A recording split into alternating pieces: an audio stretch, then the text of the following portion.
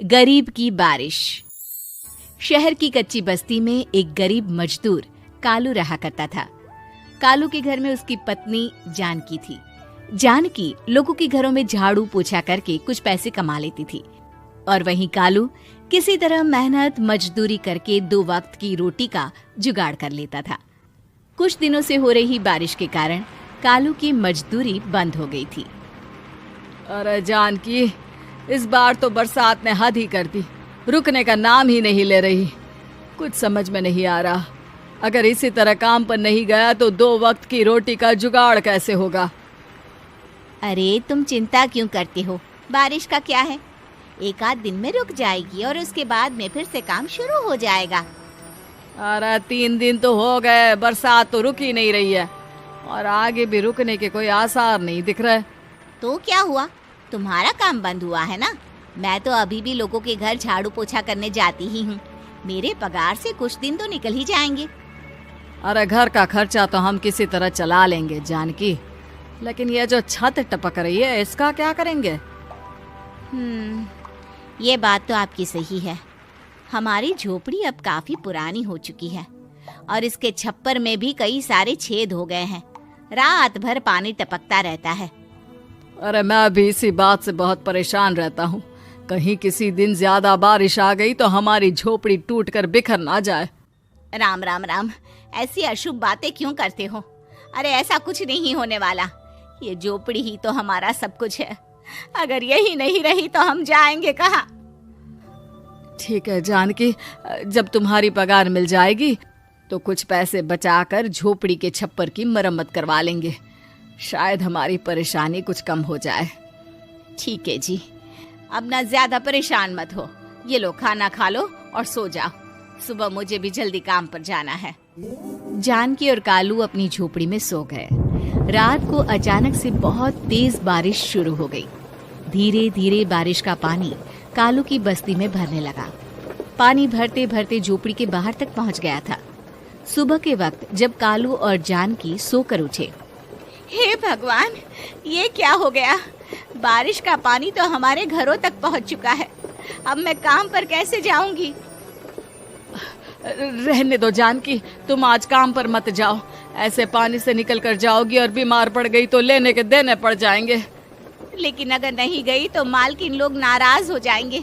आप जानते हैं ना, बड़ी मुश्किल से 1 दिन की छुट्टी भी नहीं देती है। अरे लेकिन जानकी, झोपड़ी के बाहर तो पूरी बस्ती में पानी भरा है, तुम जाओगी कैसे? जानकी जैसे तैसे करके काम पर चली जाती है, लेकिन अगले दिन फिर से बहुत ज्यादा बारिश होती है और बस्ती में ज्यादा पानी भर जाता है। आज तो मैं तुम्हें किसी भी तरह काम पर नहीं जाने दूंगा। अरे अगर तुम्हें कुछ हो गया तो क्या होगा? ठीक है, तुम ठीक ही कहते हो। आज नहीं जाती।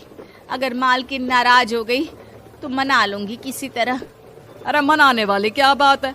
जब तुम बताओगी कि हमारी झोपड़ी में पानी भर गया है तो वो खुद ही समझ जाएंगे ना। अगले 2 दिन तक तेज बारिश होने की वजह से जानकी, कालू और आसपास की बस्ती में रहने वाले सभी लोगों के घरों में पानी भर जाता है, जिसकी वजह से जानकी काम पर नहीं जा पाती।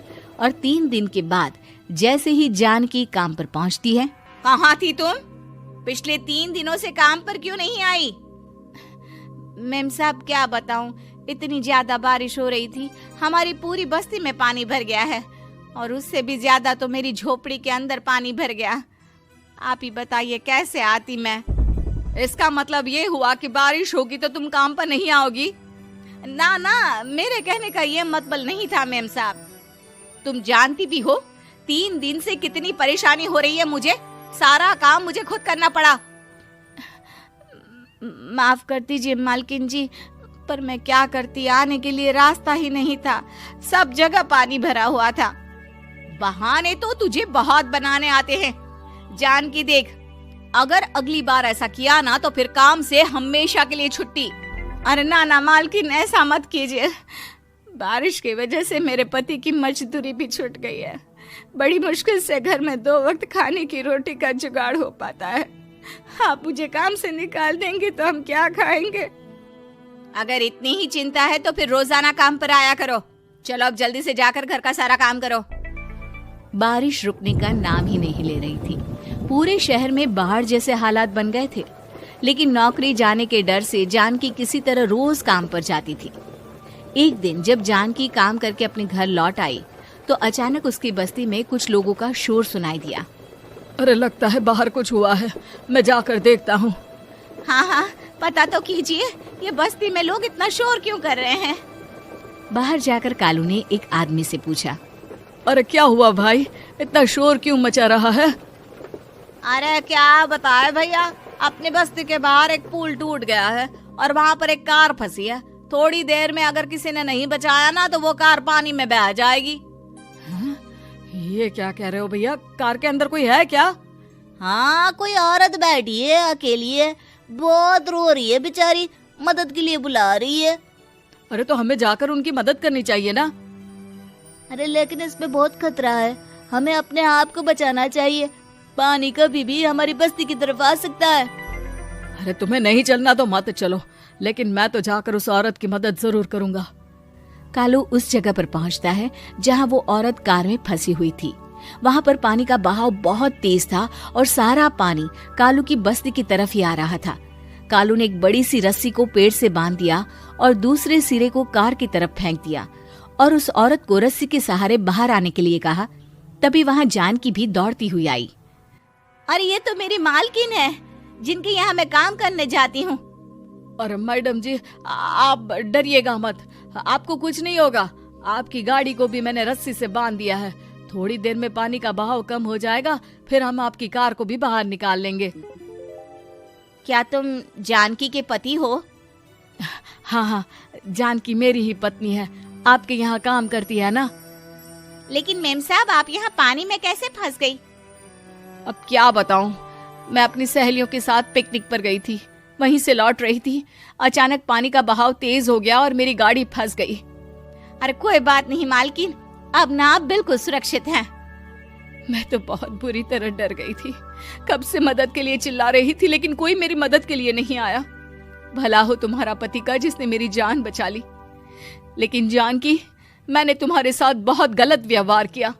इतने खराब मौसम और बाढ़ में भी तुम्हें काम पर आने के लिए कहा, नौकरी से निकालने की धमकी भी दी, और तुमने मेरी जान बचाई।